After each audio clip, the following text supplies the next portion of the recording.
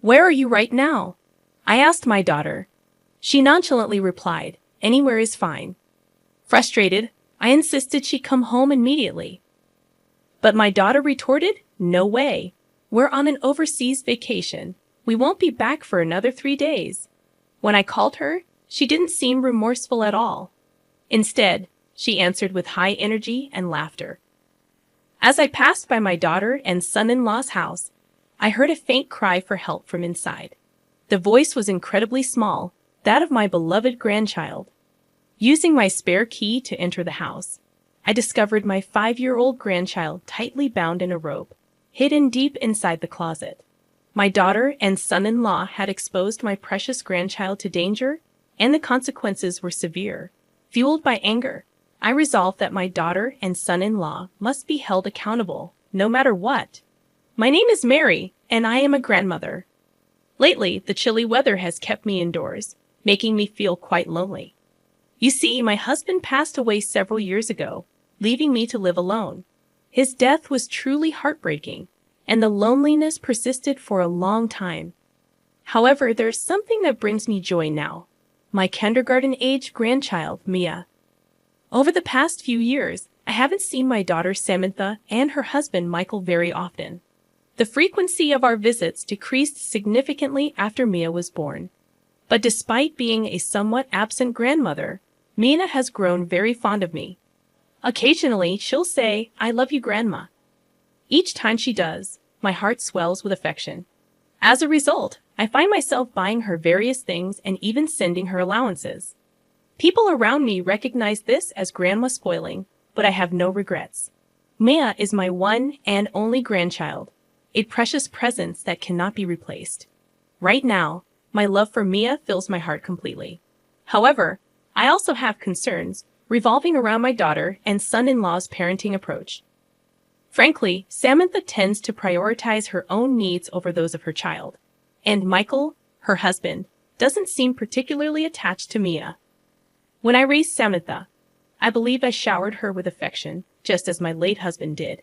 That's why, deep down, I want to voice my complaints about Samantha's current family situation. On the other hand, I hesitate to interfere in their parenting decisions. Honestly, anything I say would likely be unwelcome, and they probably wouldn't listen. Moreover, if Samantha's stress from being scolded by me were to inadvertently affect Mia, it would be disastrous. So despite my conflicting feelings, I've decided not to meddle too much in their parenting choices. Although it's lonely not seeing Mia often, I know that if necessary, I can still visit her. Currently, they reside in the house where my late husband and I used to live. After his passing, managing the spacious home alone became overwhelming, so I handed it over to them. That's why I also have a spare key. Sometimes, I find myself thinking that I'd like to visit their home and see Mia, even if it's just spontaneously. One day, I had the chance to pass by my daughter and son-in-law's house after a long time. Since their home is quite a distance from where I currently live, I rarely visit on my own. However, there was a reason I decided to go there that day. I had been invited by a friend who lives in the neighborhood. This friend happened to be a classmate from middle school, so I assumed we would reminisce about old memories. Little did I know that the conversation would take a much more serious turn. "Mary, do you really know about Maya?" my friend asked. "Of course, she's my granddaughter. How could I not know?" I answered matter-of-factly, unaware of my own ignorance. "No, that's not what I meant. Could it be that Mia is experiencing abuse?" My foolish voice blurted out instinctively, "What do you mean?" I decided to listen to my friend's detailed account. However, as I heard the story unfold, feeling increasingly uneasy after hearing everything, I collapsed onto my knees. To think that Maya had been going through something like that without my knowledge. Seeing my exhausted expression, my friend tried desperately to console me. "Well, we don't know for sure. It's just a rumor," my friend said, attempting to ease my distress. "But I thought I should mention it. Maybe you could stop by their house on your way back." According to my friend, Samantha and Michael have been frequently going out early in the morning and returning well past midnight. Of course, they didn't take Mia with them. As a result, There was a neighborhood rumor that they left their child behind to go out as a couple.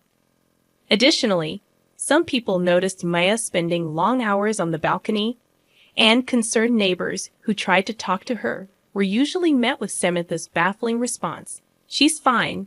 My daughter just loves the balcony." Hearing this, I couldn't help but think that my daughter and son-in-law might be capable of such behavior. "Well, I believe I raised Samantha properly. I can't fathom where things went wrong," I muttered, feeling a mixture of confusion and disappointment. My friend advised me to check on Maya's well-being as well. So with my hands trembling slightly, I left the house promptly and headed toward my daughter and son-in-law's home. As I pressed the doorbell, there was no sign of anyone coming out, only the sound of the chime echoing. "Are they not home?" I muttered, about to leave the premises. However, at that moment, I thought I heard something. Help! The word was faint, and my hearing had deteriorated lately, making it challenging to catch soft sounds. Unable to discern it clearly, I addressed the noise. "Is someone there?" There was no response. Maybe I had misheard, I thought, as I turned away from the house. But finally, I distinctly heard the plea, "Help." My spine chilled. The source of that desperate cry could only be Nia. As a doting grandmother, I couldn't possibly have misheard. Given the circumstances, my daughter and son-in-law were likely out somewhere. But even if they left their child alone, why would she be calling for help?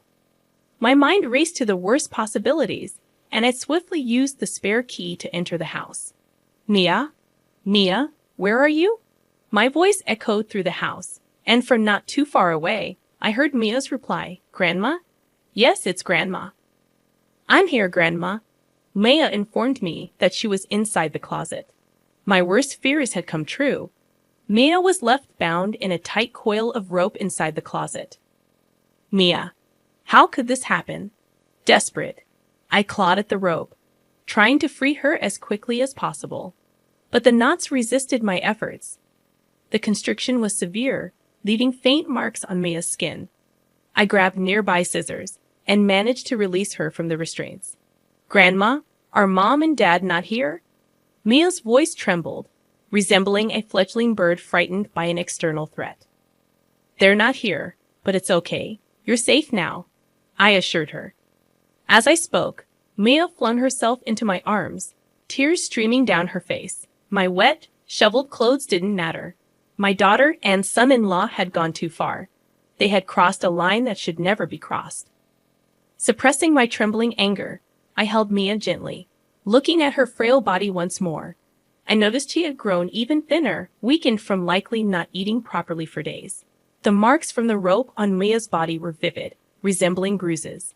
These might take a while to fade. My anger surged uncontrollably, and I dialed Samantha's number. After a brief pause, a sluggish voice came through the phone. Hello? Her tone hinted at intoxication.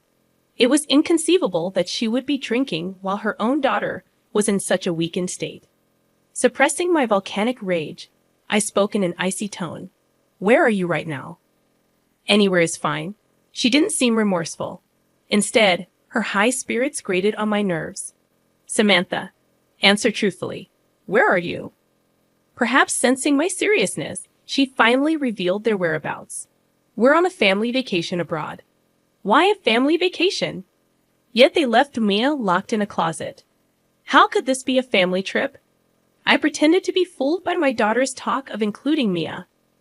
My daughter's mood was somewhat lowered, but her annoyance at my biting remarks showed through the nuances of her words. "Regardless, come home immediately." "Why? It's a special family vacation. We won't be back for another 3 days, of course." I hadn't anticipated their immediate return, but when I heard the truth directly from my daughter, it ignited a firestorm of anger within me. Just as I was about to voice my thoughts, Samantha abruptly ended the call with a dismissive "busy." Her cavalier attitude towards neglecting her own child for personal enjoyment filled me with intense contempt and disgust. To think that such despicable behavior came from my own daughter. I found myself regretting my parenting decisions and feeling a profound sense of apology towards my late husband. Amidst this whirlwind of emotions, my composure returned when I saw Mia gripping my sleeve, her worried expression pulling at my heartstrings. Mia was visibly weakened, prompting me to rush her to the hospital. The doctor confirmed that she was on the brink of severe malnutrition, though her life wasn't in immediate danger. I felt a wave of relief knowing that Mia was safe, at least for the moment. However, my anger towards my daughter and son-in-law flared up. Their actions had endangered my precious grandchild, and the consequences were severe. I was resolute in my decision that they must be held accountable, regardless of the circumstances. Discovering the extent of my daughter's actions was truly heart-wrenching. She had never displayed such extreme behavior before. While neighborhood gossip hinted at mild mistreatment, I knew my daughter wasn't foolish enough to jeopardize so much. The thought of Mia being genuinely abused filled me with dread, considering the potential ruin it could bring upon Samantha and Michael's lives. Despite my conflicted emotions, I couldn't shake the nagging question of what could drive them to such drastic measures. If there was a solid motive behind their actions, perhaps it warranted legal intervention. So, despite the painful memories it stirred, I resolved to seek a detailed account of the situation from Mia. She hesitantly began to share. I witnessed Mom bringing home a man I didn't recognize, and the implication was clear. Samantha was likely involved in an affair. My anguish deepened as Mia continued her account. I thought he might be Dad's friend, so I innocently asked, "But Mom?" Furious, piecing together Mia's story, it seemed highly probable that Samantha was indeed having an affair. Facing exposure, she resorted to extreme measures like this. With all the puzzle pieces fitting, I took action. I contacted lawyers and authorities to prepare for justice against the couple who hurt my dear Mia. When I assured Mia that I'd protect her, she tearfully said, "I want to live with Grandma." Moved by her words, I made a solemn vow. I'll be there for her no matter what lies ahead. 3 days had passed, and my daughter and her husband returned from their trip, still basking in the afterglow of their otherworldly experiences. "Let's go on another trip together," they suggested. Of course, as they inserted the key into the lock, an unsettling feeling washed over them. No matter how much they turned the key, the door remained stubbornly shut. Samantha puzzled over it, muttering, "Wait, am I doing something wrong?" Equally perplexed, Michael asked, "What's going on?" Samantha's frustration grew as the key refused to cooperate. She glanced downward and saw a sign that read "For sale." Michael followed her gaze and was equally shocked. "What on earth is happening?" he exclaimed. Both of them stood there utterly bewildered.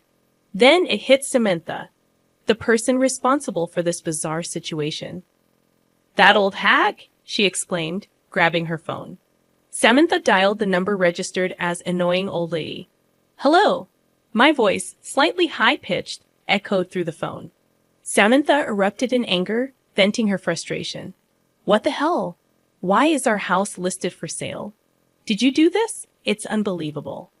I chuckled, but the laughter didn't come from the phone. It emanated from behind her. When Samantha turned, she saw me wearing a triumphant smile. "I'm disappointed in you," I calmly reproached her. "I've always had doubts about your parenting style, but I never imagined it would come to this." "Huh? What are you talking about?" Samantha's voice trembled with confusion. "You claimed you were on a family vacation abroad, right? Isn't Mia supposed to be with you?" I pressed, noticing her husband's absence beside her.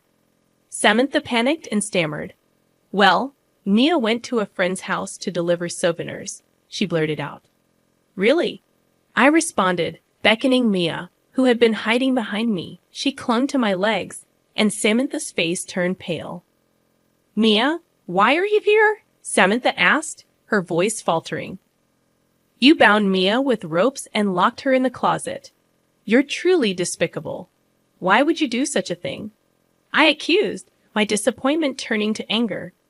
Samantha, realizing she was caught, tried to justify herself. "What do you know? Parenting is tough. Sometimes you have to discipline kids like that to teach them. Indeed, parenting is challenging. If only my foolish daughter had followed your example, maybe she'd be a slightly better person. I laced my words with sarcasm. Samantha fell silent, while Michael, usually quiet, voiced his frustration. Why sell the house? What's going on? When you took over the house, you never changed the ownership. So legally, this house is still mine. As the owner, I can sell it if I want, I explained, watching Samantha tremble. So where are we supposed to live now? She asked, her voice tinged with fear. Disheartened, the couple failed to express concern for their child. Don't you worry about your own child? My stern tone made them uneasy. Well, Lena is under your protection, right? No problem, I sighed, their indifference infuriating me. Samantha's words left me speechless, but there was something. Reluctantly, I needed to convey the situation. While Samantha and Michael were gallivanting, I explained everything to Child Protective Services, lawyers, and the authorities.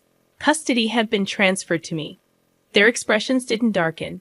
Instead, they seemed oddly pleased. Really? So we don't have to deal with parenting anymore? Fantastic. Occasionally, you do something good too, Samantha remarked, her tone flippant. Michael remained silent but nodded in agreement. However, I knew that sharing this news would put them in a good mood. So, with the intention of finally retaliating, I spoke up. Well, it's not that easy for custody to change, right? You're not foolish, so you can imagine that much, I said pointedly. Despite my words, the couple seemed oblivious to the gravity of the situation. I continued, I merely consulted with Child Protective Services, but they deemed this incident quite serious and contacted the police. Their faces turned pale rapidly.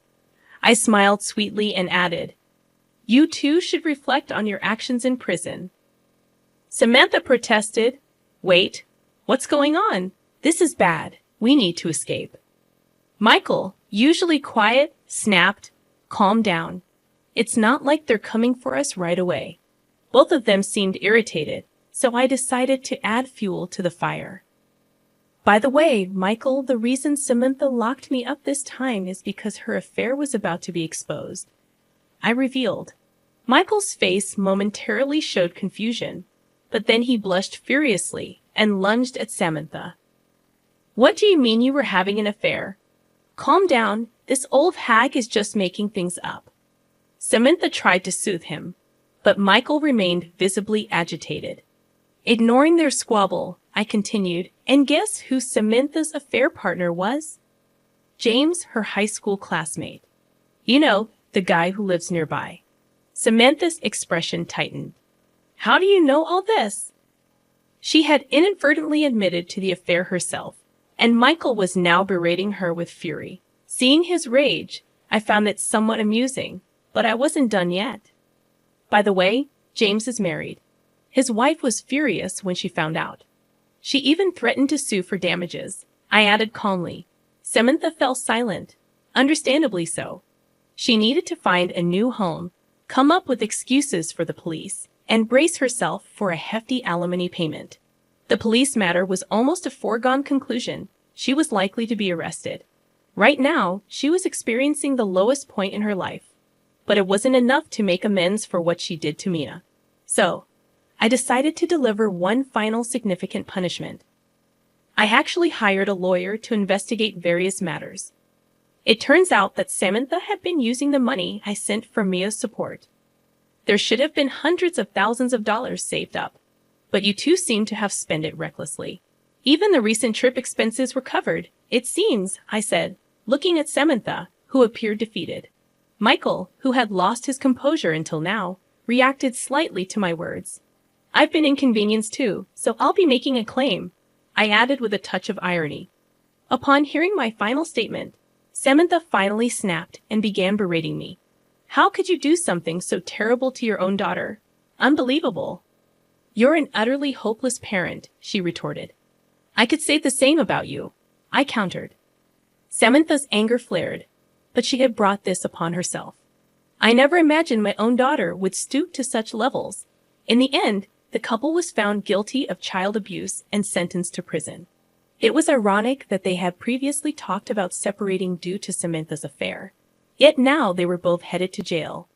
The alimony claims resulting from the affair, along with the repayment for accusing my financial support, left the couple drowning in debt. Michael lost his job due to the guilty verdict, and with no substantial income, they faced the daunting task of repaying this significant sum. It was a complex mix of emotions, but they had brought it upon themselves. I hope they reflect and learn from their mistakes. On the other hand, I am enjoying my new life with Mia. Initially, she struggled to adapt to living alone with her grandmother, and the lingering anxiety from her past abuse weighed heavily on her. However, as our neighbors and I treated her kindly, a glimmer of brightness returned to her expression. Mia often says, "Thank you, Grandma, for helping me. It's only natural to assist her given the circumstances. And I'd also feel sorry for not being able to help until it got to that point," I reflected. Her sincere smile when she expresses gratitude warms my heart. My remaining days will be filled with time spent with Mia. Though they may not be long, I approach each day with hope and joy.